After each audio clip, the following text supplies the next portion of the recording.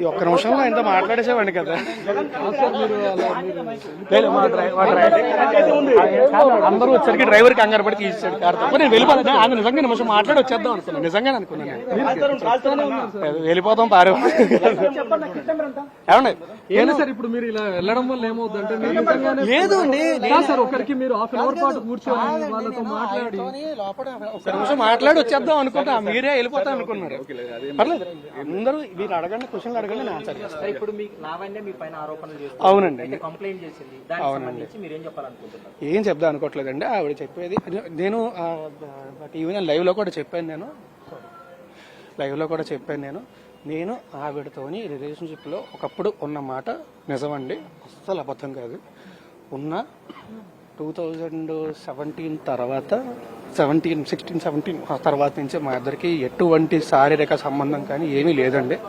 నేను ఒకటే భయపడింది ఏంటంటే నా ఇండస్ట్రీలో రెప్యుటేషన్, అంటే ఇంత కష్టపడి సినిమాలు చేసుకొని ఒక స్థాయికి వచ్చిన రెప్యుటేషన్ ఎక్కడ దెబ్బతింటుంది ఏంటి. అండ్ ఆమె ఎప్పుడు కూడా ప్రతిదానికి బెదిరిస్తూ ఉండేది, ఇచ్చేస్తూ ఉండేది. సో పచ్చిగా చెప్పాలంటే మూసుకొని కూర్చున్నానండి. రెప్యుటేషన్ ఎక్కడ దెబ్బతింటుంది అని భయంతో.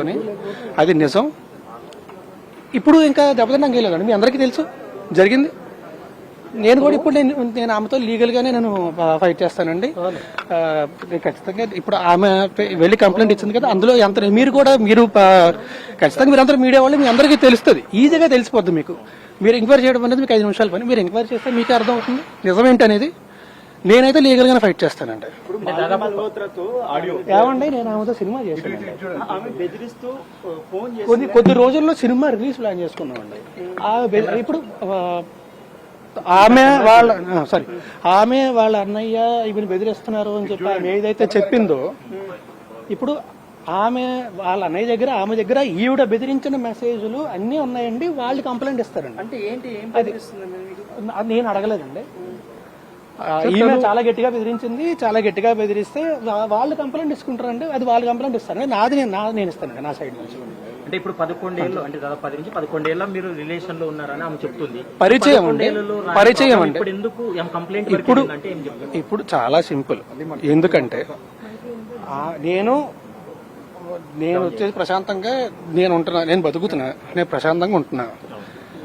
సో ఇప్పుడు ఏంటంటే ఆమెకి ప్రతిసారి కూడా డబ్బులు ఎప్పుడు కావాలన్నా సరే అడుగుద్దండి, ఇది అడుగుద్దండి. మీకు మళ్ళీ అందరికీ చెప్తున్నాను, ఇప్పుడు ఒకవేళ తనకు నేనే కావాలి అంటే 8 ఏళ్ల క్రితం మీకు చూపిస్తా.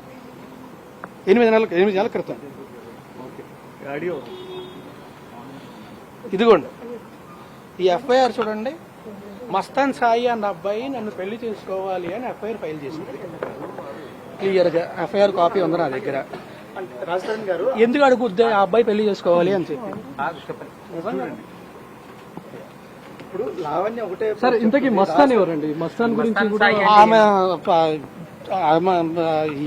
ఇప్పుడు ఆమె ఆయనతోనే ఉంటుందండి రిలేషన్ లో. తర్వాత మస్తాన్ సాయితో రిలేషన్. అవునండి. ఇప్పుడు మీ ఫ్లాట్ లో ఆమె ఉందనేది అవునండి, నిజం అండి. మీరు ఎందుకు నేను ఫ్లాట్ వదలలేదండి. ఆమెకి డ్రగ్స్ అలవాటు, ఆమె చుట్టూ ఉండే మనుషులు వీళ్ళందరూ కూడా చాలా చెత్త. అలా అని చెప్పి నేను హైదరాబాద్ వచ్చిన కొత్తలో ఖచ్చితంగా నాకు హెల్ప్ చేసిందండి, గ్రాడ్యుయేట్ ఉంది. రెండోది ఏంటంటే నిజంగా ఇందాక చెప్పినట్టే నా రెప్యుటేషన్ ఎక్కడ పాడవద్దు అని భయంతో మూసుకొని నేనే బయటకు వెళ్ళిపోయానండి. వదులుకోవడానికి సిద్ధంగా లేనండి. నేను అసలు ఏమీ మాట్లాడలేదు, ఏమీ లేదు. మరి మల్హోత్రా ఎందుకు లావణ్యతో మాట్లాడాల్సి వచ్చింది? ఆ ఆడియోలో కూడా ఉంది, తను చెప్తోంది నన్ను చంపేస్తాం, కనీసం బాడీ కూడా దొరకకుండా చేస్తామని.